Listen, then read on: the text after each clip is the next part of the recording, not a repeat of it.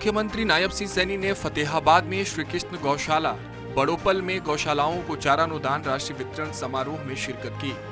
मुख्यमंत्री ने राजेंद्रानंद महाराज को श्रद्धा सुमन अर्पित किए और उनके जीवन को प्रेरणा स्रोत बताते हुए नागरिकों से आह्वान किया कि वो उनके जीवन से प्रेरणा लेकर सामाजिक कार्यों को निरंतर आगे बढ़ाएं।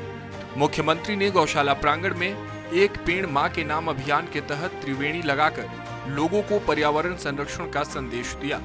मुख्यमंत्री ने जिला की 67 गौशालाओं को 7 करोड़ 2 लाख रुपए के चारा अनुदान राशि के चेक गौशाला प्रबंधकों को सौंपे।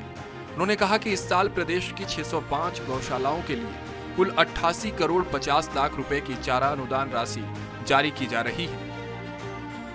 यहाँ जिला फतेहाबाद के लिए 7 करोड़ 2 लाख रुपए की गौशालाओं के लिए गौ माता के चारे के लिए आज हम जारी कर रहे हैं।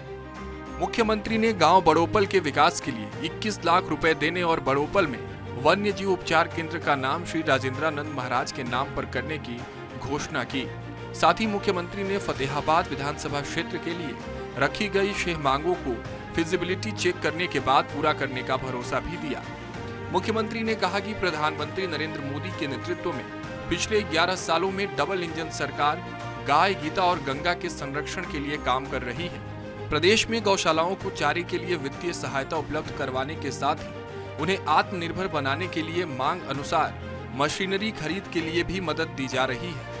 पंचगव्य उत्पादन के लिए 101 गौशालाओं को 6 करोड़ 50 लाख रुपए की मशीन खरीदने की अनुदान राशि दी गई है। मुझे ये खुशी है आप सबके बीच में आज इस राशि को गौ माताओं के लिए जो हमारी सरकार का संकल्प है, आदरणीय प्रधानमंत्री नरेंद्र मोदी जी का संकल्प है। आप लोगों ने देखा है पिछले 11 वर्षों में आदरणीय मोदी जी के नेतृत्व में गंगा, गाय और गीता का संरक्षण करने का काम, हमारी संस्कृति का संरक्षण करने का काम ये हमारी सरकार कर रही है। वन्य जीव सेंटर वो खुला हुआ है और वन्य जीव सेंटर का नाम हम परम श्रद्धेय राजेंद्रानंद जी महाराज के नाम से वो वन्य जीव सेंटर का नाम उनका रखने का काम करेंगे।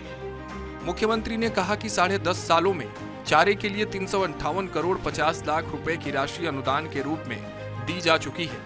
330 गौशालाओं में सोलर ऊर्जा प्लांट लगाए गए हैं और शेष बची गौशालाओं में यह काम शीघ्र ही शुरू करवाया जाएगा। मुख्यमंत्री ने कहा कि प्रधानमंत्री नरेंद्र मोदी ने देसी नस्ल की गायों के संरक्षण और संवर्धन के लिए राष्ट्रीय गोकुल मिशन लागू किया है। मुख्यमंत्री ने कहा कि साल 2014 तक प्रदेश में केवल 215 पंजीकृत गौशालाओं में 1,75,000 गौवंश था। प्रदेश सरकार ने पिछले 10 सालों में इजाफा किया है और इस समय प्रदेश में 686 पंजीकृत गौशालाएं हैं, जिसमें 4 लाख बेसहारा गौवंश का पालन पोषण किया जा रहा है। वर्ष 2014-15 में गौ सेवा आयोग के लिए केवल 2 करोड़ रुपए का बजट था, जिसे वर्तमान सरकार ने बढ़ाकर 595 करोड़ रुपए किया है। प्रदेश सरकार ने गौवंश के पुनर्वास के लिए 200 गौशालाओं को शेड बनाने के लिए 10 लाख रुपए प्रति गौशाला को अनुदान दिया है।